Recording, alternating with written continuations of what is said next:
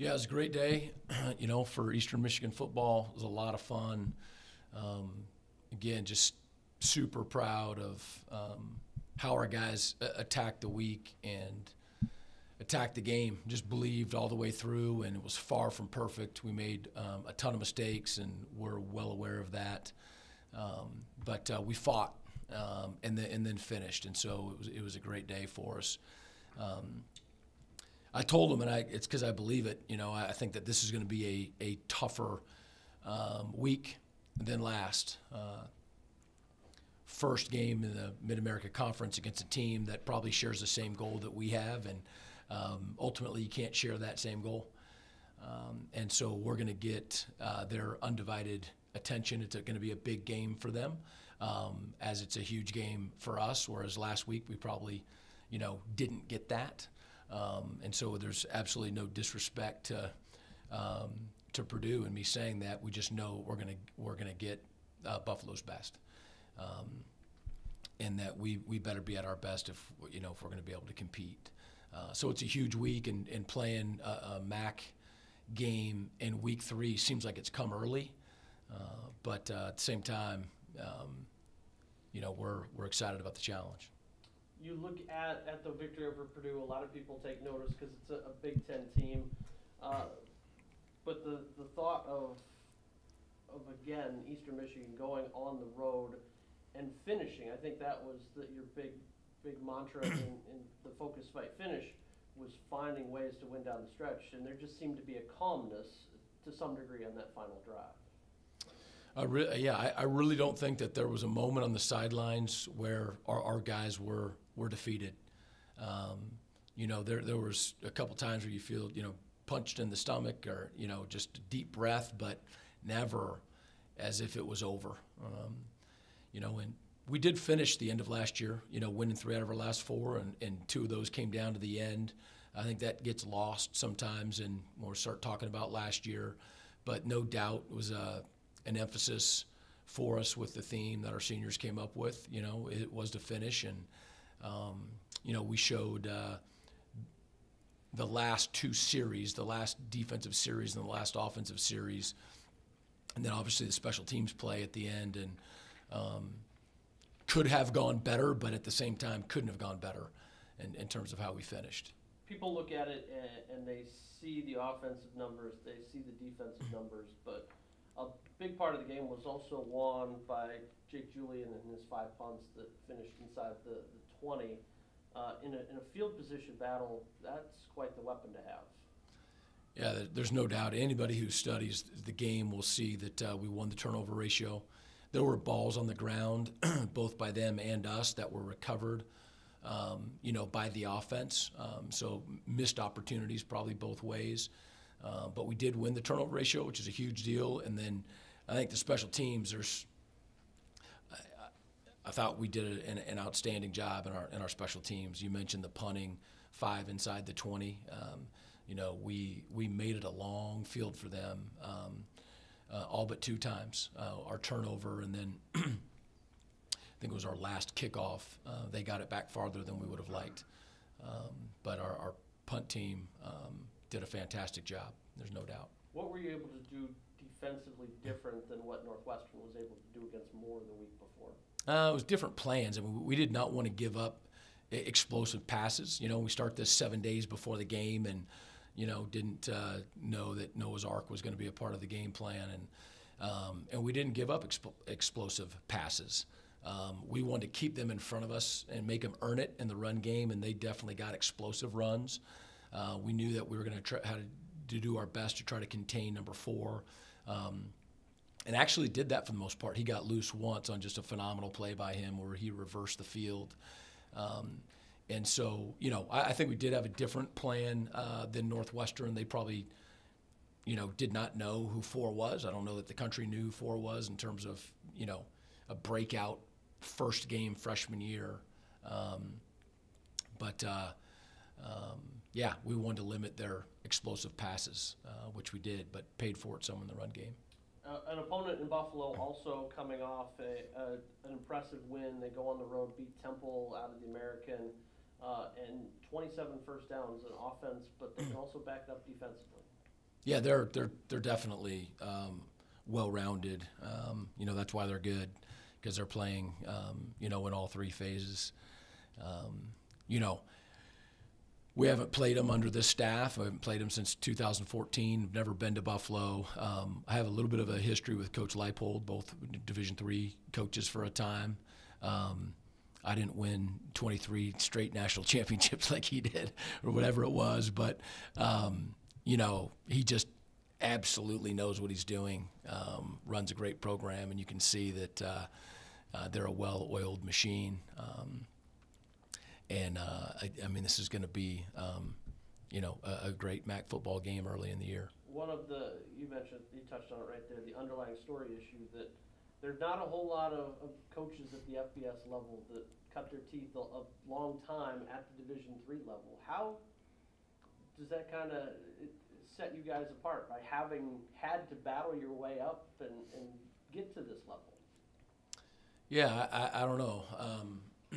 I don't know that it sets us apart other than anybody, who hasn't coached small college football, may not have had to wear as many hats, as we have. And sometimes, if you got your hands in everything, you're not a master at anything, and sometimes I feel that way, about myself. But, football's football, and there's always a learning curve, whenever you take over a new program, and then, the different levels, there's a learning curve with that as well. But it seems like, it doesn't seem, Buffalo is quickly in really good shape. Two guys you brought with you today, Jimmy and Vince, what have they meant for your program, and how have you seen them develop? Yeah, starting with Jimmy, when you look at our roster, we've had a pretty good mix of junior college players and recruiting freshmen, and Jimmy was kind of part of that first group of guys that we recruited from the junior college. And, it just seems like a long time ago. This is his third year with us. He was voted captain, completely a part of our program. I think we've done a good job of finding the right fit, and that's absolutely Jimmy. He's just been so consistent and steady on our offensive line. We love him. He's off to a great start this year, and proud to have him captain of our football team. And then Vince, we got down on one knee with him sometime his junior year, probably in his junior year of high school. He was our number one safety from the very beginning of the recruiting process, and Coach Frakes did an awesome job of building a relationship with him and his family. And Vince visited multiple times, and every chance we got, we spent time with him, because we just knew that he was going to be a special player. And we were right, and we were fortunate, that he ended up coming to Eastern Michigan. And one of the things about Vince is that, he's in the beginning of his junior year, and so his first year was 2016, and then obviously last year, 2017. And so he's part of, which is half or more of our team now, that really hadn't experienced 15, 14, 13, and whatnot. And our team has a really good mix right now. Jimmy was with us, really in that 16 season as well. So it's the 15 season and before.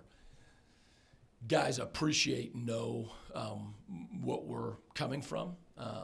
But then you also want that mix. Vince Calhoun doesn't know any differently. You mentioned the Purdue game and whatnot. He's 2-0 versus the Big Ten. He's not been part of a program that, it just had more of the losses coming their way and the struggle to get through that. He reminded me after the game, I thought you did, right? He said, I'm 2-0 versus the Big Ten. And so just a great player in our secondary, could really play any of the safety spots. It's quiet and humble, but so consistent, and loves football, and is absolutely a leader in our secondary. A question that I think we all have is how much confidence did you have when you put Chad out there for that final kick? The kid's 18 years old, freshman, new to the team. How did you know that that was the guy you were willing to put out there to score the game-winning field goal? Yeah, I mean, that happened during camp. I've had that question a couple times, and I really, that it was a no-brainer for me. My concern was trying to get them to burn their timeouts, and then obviously is to get the ball as close as we could, so it was just an easier chip shot field goal. Never wondered or worried whether he was going to, make that kick. Our special teams coordinator, Jay Nunez, last night pointed out, he said, hey, congratulations, but it was an extra point. So we didn't worry about that. I said it a couple times, he doesn't act like a freshman, and I don't just mean on the field. I mean, he's just a mature kid who's got a healthy confidence about him, and he's talented. And so we were talking and thinking about, where do we need to get to the ball or get the ball to, and then, how much time and how can we waste the time and make sure the game's over afterwards. So I guess that's the best compliment that I can give him is that, we had 100% confidence in him. Vince, defensively, look at what the guys were able to do. A pair of turnovers, the one that they fumbled in the red zone, and then the missed field goal that also set up that game-winning drive. When you're in that defensive huddle, what's going through your mind? So everything that's just going through my mind is just get the ball back for our offense, so we can go make a play. We never really thought that we were just going to make them miss a field goal and everything, but in the back of our heads, everybody was thinking, just block this kick, and that's what we did. I think we distracted their kicker and made them miss the field goal. Playing in a rainstorm, constant, it's kind of like one of the things you'll see in a movie. You see all that rain coming down. What's it like to play in just a nonstop drenched moment where everything about you is just cold and wet? Man, that's fun for me. Defensive guys, we love that. That's just an opportunity for the ball to be everywhere, make opportunity to make players fumble on offense. It's just fun to me to play in rain.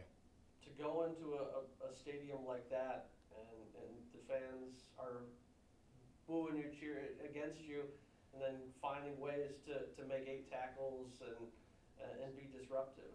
A really good moment for a kid who's a junior, right? Yeah, it's a good moment, but I actually expect to do things like that. That's my job, so it's nothing.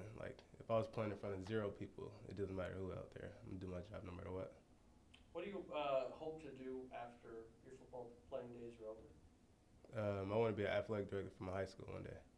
Do you have an AD that kind of helped, or AD or coach that set you the way you want to go and led you that form? Honestly, no, but I just like being around sports, and I think that'll keep me around sports a lot. So. What's your major? Sports management. I wanted to talk a little bit about your guys' bigger stops in the red zone. You kept them from scoring twice. What do you think was really working there? They were able to get down the field, get into the red zone, but you were able to stop them twice for 3 points. So. Yeah, last year our red zone defense wasn't the best, honestly, but that was one of our main focuses this year, to stop people in the red zone. So every time we got down there, everybody just had to, get their confidence, whatever they needed to do, because we was not letting them get in that end zone. Jimmy, offensively, certainly they were stout up front, but when it mattered the most, you guys found a way to get your offensive push going, especially on that final drive. I know as an offensive line group, you're all very tight. When you go into that final huddle and it was 4th and 15 at near midfield, what's going through your head? On that specific play, we knew we were backed up, but kind of just the feel around the offensive line, there was no doubt in our mind that we were going to keep pushing the ball forward and going. We knew that the defensive line, just by their posture and the way they were going, we had won the game already. And during that drive, we just want to make a statement, and we did. You look at this, 2-0 against the Big Ten, but I know as a group, you circle that same thing from last year and try not to repeat. As a group, what does this start have meant for you guys?